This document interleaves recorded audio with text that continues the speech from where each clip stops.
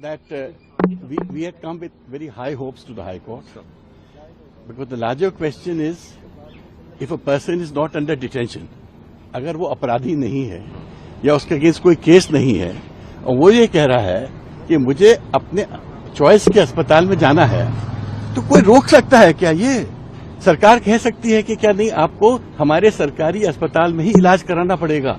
और हमारा ये कहना है, हाईकोर्ट के डिविजनल बेंच का जो ऑर्डर है is being misinterpreted. There is no such order of the high court to detain me, and there can be no detention even whether I am sick or not sick if there is no case against me. So today High Court has heard both sides. It has passed a long order. उसमें उन्होंने बहुत सारी बातें बोली हैं.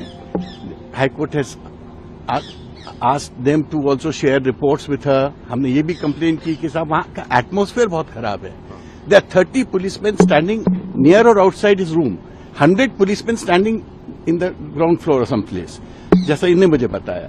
तो आप बताइए कि कोई पेशेंट का अगर ब्लड प्रेशर ऐसी स्थिति में ऊपर नहीं जाएगा तो क्या नीचे जाएगा?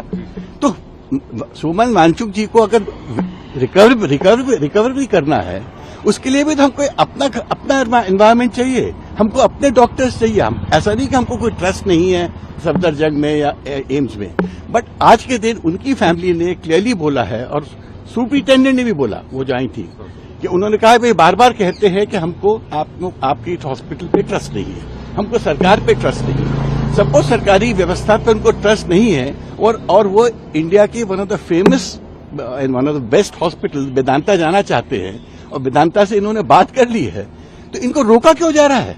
ये लार्जर क्वेश्चन है। अब हम लोग जा रहे हैं इन अपील.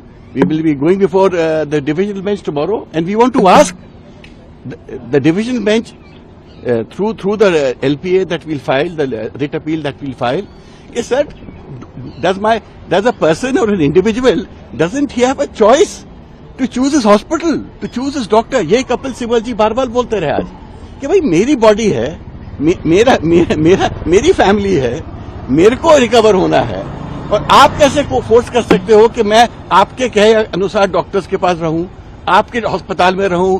आप क्या इंट्रीवीनियस वो दे रहे हैं मुझे नहीं मालूम। तो और दूसरी बात ये है